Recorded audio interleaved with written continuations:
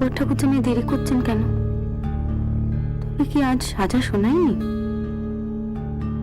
সেটা কি তিনি জানাবেন না আমাকে? তবে কি দেরি হচ্ছে নাকি অন্য কোনো বিপদ?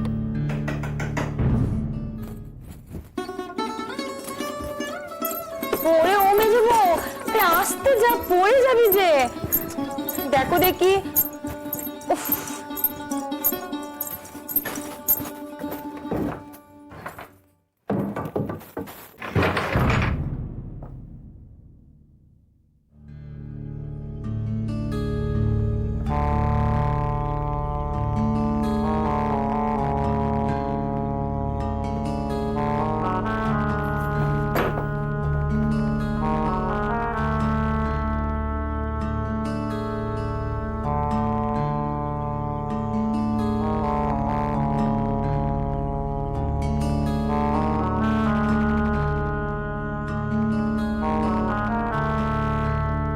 বলি দরজা খুলে বাহার দিয়ে দাঁড়িয়ে থাকা হবে না দরজা দেওয়া হবে?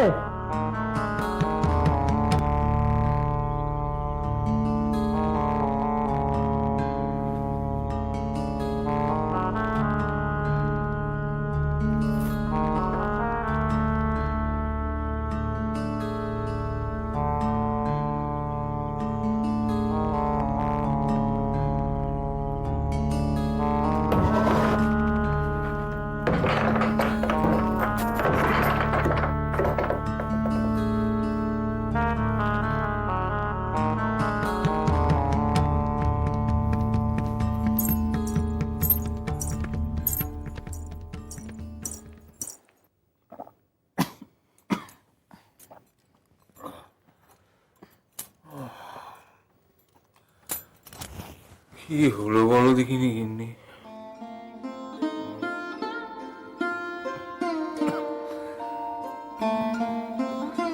কিনা এই শরীরখানা কি ব্যবহার চাইছি কি এমন বেইজ্জত করলে? এত উতলা হচ্ছ কেন বলো দেখি? মানুষের কি শরীর খারাপ হতে নেই? তা কেন? কিন্তু ঠিক এই সময়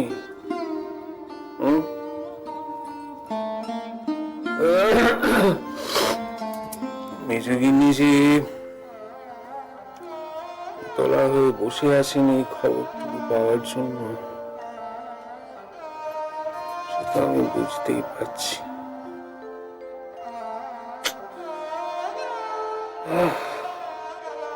কথা দিয়ে কথা রাখতে পারলাম না গিন্নি, এই বড় আফসোস।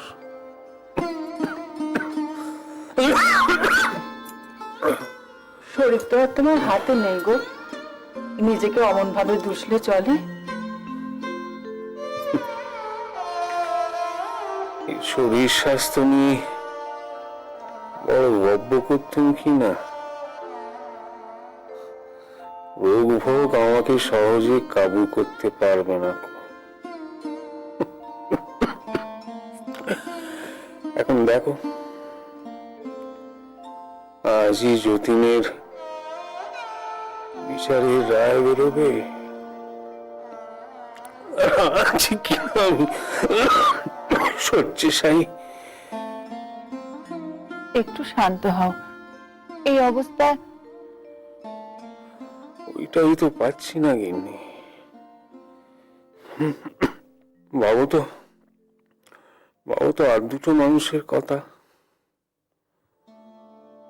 মেজগিন্নি বাড়ির অত বাধা, অত অপমানের ওপরে উঠেও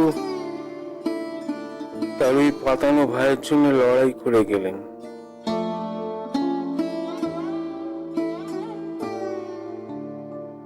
আজ তিনি শুধু আমার উপর ভরসা করে আছেন এই খবরটুকুর জন্য।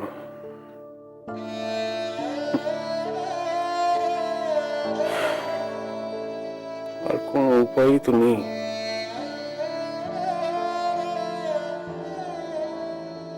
রোয়াস ভাইয়া যা কি বলবে কার ভরসা? আরেক দক্ষযজ্ঞ শুরু করবে হয়তো।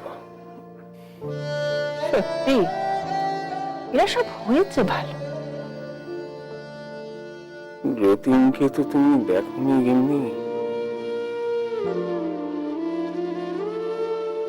মাথা নত হয়ে আসে, মন একেবারে ভরে যায়।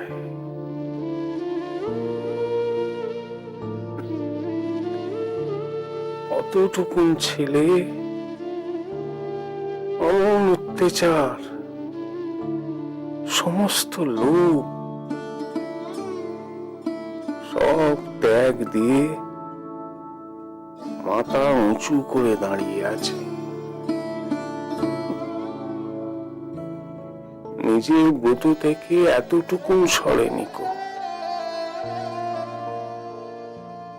তার কাছে উচ্চ শরীরের অজুহাত, নিজেকে কেমন নিচু মনে হয় না?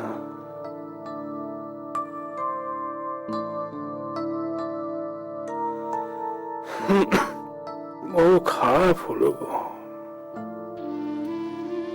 আচ্ছা, তুমি সুস্থ থাকলেই বা মেজ বউকে খবর করতে কি করে? কালই তো এলো ও বাড়ি থেকে। সে যে কোনো একখানা ছুতো করে নেওয়া যেত।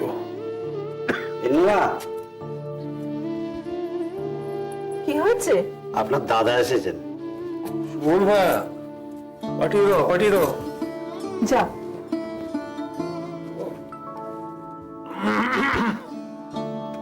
যাক, এই তবে স্বস্তি। আর তিনি অন্তত আমাকে ভুল বুঝবেন না কো।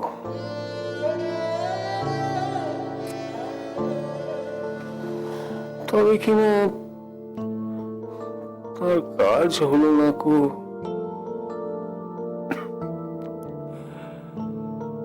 এই গ্লানি থেকেই গেল।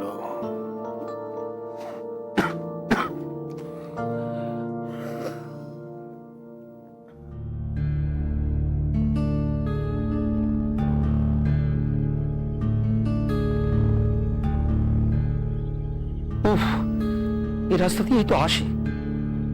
দূর আজ আবার অন্য রাস্তা না নেয় শালা। যেদিন দরকার সেদিনই।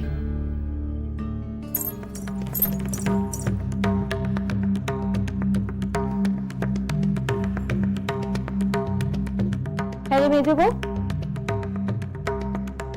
তুই এত ছটপট করছিস কেন? কোথায়? কতবার ভেতর বার করলি বল দেখি?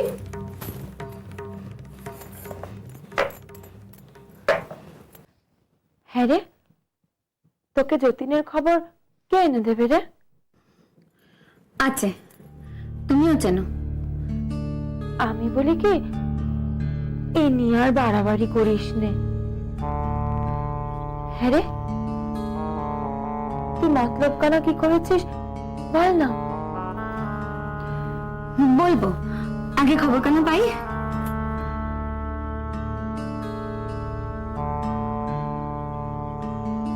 বড়ঠাকুর জামাই কি জানতে পারেননি?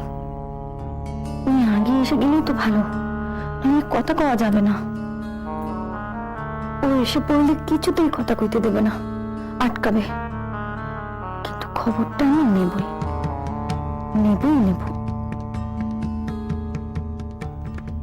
আমার কিন্তু বড় ভয় করছে রে মেজো বউ। সব কিছুতে এমন ভয় পেও না দিদি। যখন ভয় করবে তখন নিজেকে জিজ্ঞেস করবে কিসের ভয়, কেন ভয়। দেখবে ভয় আর কাছেও আসবে না।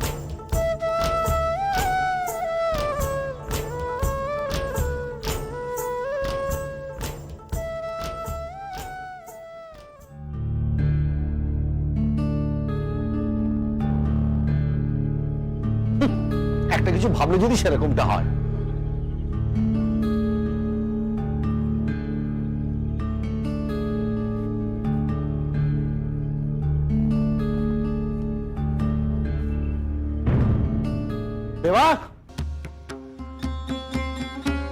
দেবা,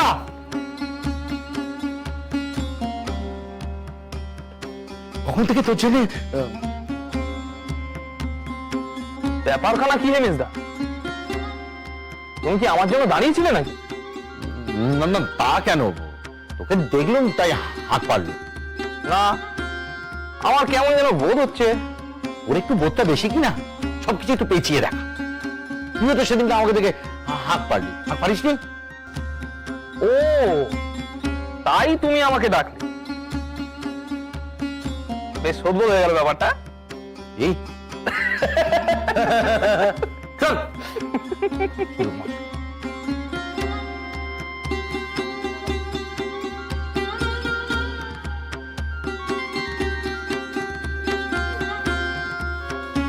এবার বলছি, ওই হারামজাদাটা আজ আদালতে কি হলোটা কি?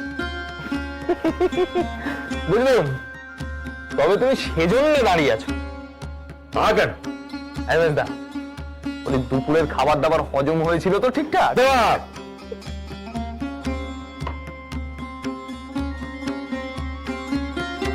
বলছি আদালতে আজকে কি হলো বল না। এই দেখো, চলো বাড়িতে গিয়ে বলছি। আর তো দুটো মোড় ঘুরলেই বাড়ি, গিয়ে বসে বেশ জমিয়ে গপ্প করা যাবে। তাছাড়া তোমার পরিবারও তো খবরটা শোনার জন্য ভারী ব্যস্ত। দেবা, একটা কথা তোকে বলে রাখি, বাড়িতে গিয়ে নিয়ে আর কোনো আলোচনা হবে না। হঠাৎ কি ব্যাপার বলো তো? ব্যাপার যাই হোক, আমি তোকে নিষেধ করে দিলাম। মেজ বউয়ের সামনে ওই নাম আর কেউ উচ্চারণ করবে না। বাবা মেজদা, তোমার তো ভারী উন্নতি হচ্ছে গো। হ্যাঁ, বেশ পুরুষ মানুষ বলে মনে হচ্ছে। মেজ বউ খবরটা জানবার জন্য ছটফট ছটফট করবেন, অথচ তুমি তাকে কিছুতেই খবরটা দিতে দেবে। আহ! জব্দ করার উপায় হিসেবে তেমন ভালো না হলেও তুমি যখন বলছো তখন। চল, পা চালিয়ে চল। মেজদা, আরে দাঁড়াও দাঁড়াও, শোনো, অত ছোট না। তোমার শ্যালকের খবরটা তুমি অন্তত শুনে যাও।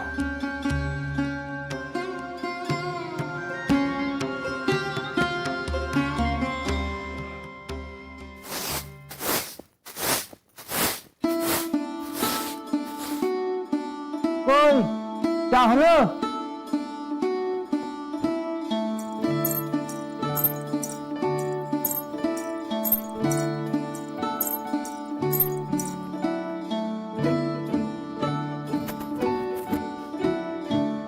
মেজো বউ, ও মেজো বউ, বলি ঘরের কাজকর্মে কি আর মন নেই? কি হয়েছে?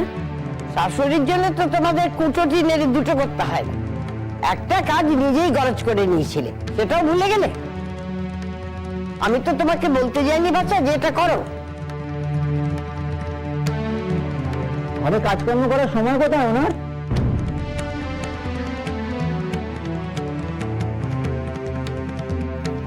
কি হয়েছে বলবেন? বাবা, না বলে দিলে কি বুঝতে পারছি না? সব একেবারে বিস্মরণ হয়ে গেছে। বলি আমার ঘরের ফিডিং গুলোতে দুদিন ধরে তেল পড়ছে না, সেই খেয়াল আছে?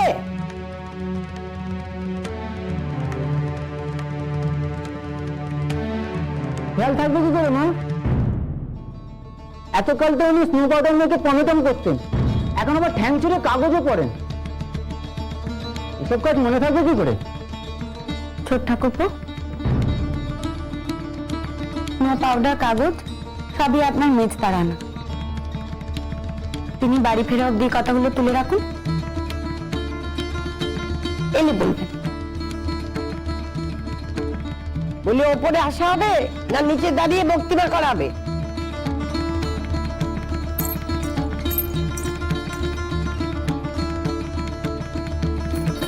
বাবা, মুখ বটে তোমার, এতকালে পেটটা মারি ভুলটা করলো, এমন বলছো তুমি? কার কথা আর কথা? তোকে কাজের জন্য রেখেছি না বাক্যি শোনার জন্য রেখেছি? তা কোন কাজটা হচ্ছে না শুনিয়া? তোকে যে সকালবেলা বললো যে সিঁড়ির কাছে গাদা গুচ্ছি জিনিস আছে, ওগুলো ওপরের ঘরে তুলে দে, বাকি কারে যায়নি না? সেটাই তো করতে যাচ্ছিলুম। করে আমার উদ্ধার করো।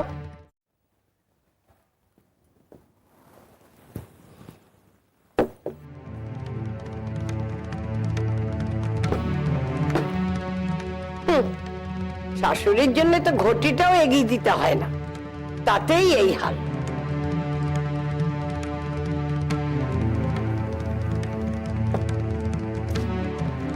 রাধারমন আর যে কি দিন দেখাবেন তা উনিই জানেন। বুড়ো বয়সে অথর্ব করে ছেলে বউর হাত তোলা করো না ঠাকুর। সংসারের সকলের দেমাগ দেখছি তো, হাড়ে হাড়ে টের পাচ্ছি।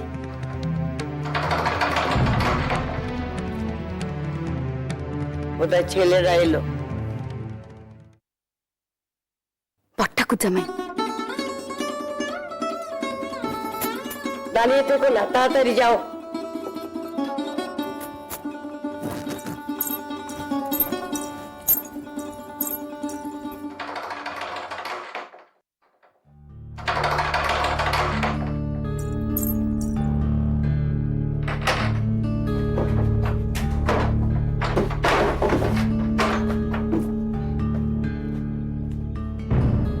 কি ব্যাপার বলো তো, তোমরা সাপে নেমলে প্রায় আজকাল একসঙ্গে ঘরে ফিরছো। গাঁটটা মেরে মাথা ফুরিয়ে দেবো তোমার। বড় দাদাদের সাথে নগর করা হচ্ছে। পর্দা ফিরেছে?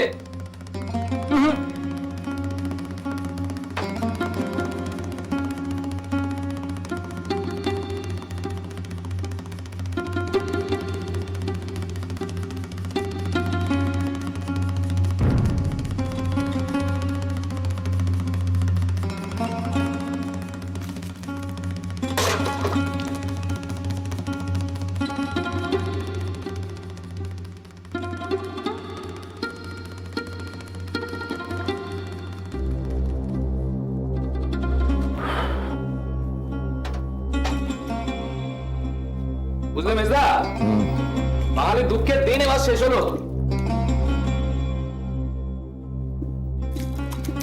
বাহ বাহ, কোন মহাপুরুষের উদয় হলো যে বাঙালি সব দুঃখ বুঝে গেল? মহাপুরুষ বলে মহাপুরুষ, সে একেবারে বুট পড়া মহাপুরুষ, বুঝলে?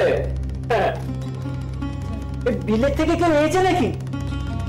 বাঙালিরা এবার বুট পরে ফুটবল খেলবে। ওই সাহেবরা যেরকম খেলে সেরকম। এবার ফুটবল নিয়ে তো মারতে শুরু করলি কবে থেকে? এই যে, যখন থেকে তোমার সেই খবরের কাগজ কেনার শখ চাপলো, ঠিক তবে থেকে। কি ভাবলে মেজদা? প্রভাষচন্দ্র চাটুর যে হাইকোর্ট ছাড়া আর কোনো খবর রাখে না, তাই না? সে অনেক খবর রাখে। তাহলে পাকা উকিল হওয়া যায় না? থাক থাক, নিজের একবার পুরো কীর্তন করে একবার মাতিয়ে তুললে একবার। আসল গল্পটা কি বলতো? ওই তো সতু চৌধুরী বলেছে এবার থেকে সবাই হামিদের মতো পায়ে বুট দিয়ে মাঠে নাম। ইংরেজদের সঙ্গে টক্কর দিতে হবে না। এই হামিদকে? তোর গাধা, আরে হামিদ, হামিদ আব্দুল হামিদ, মোহনবাগানের সেন্টার হাফ, চিনিস? রাখো দেখিনি ফুটবল, বলে লাথালাথি দেখে লোকে যে কি সুখ পায় কে জানে বাবু। সে সুখ তুমি বুঝবে না সখী। বুঝে কাজ নেই।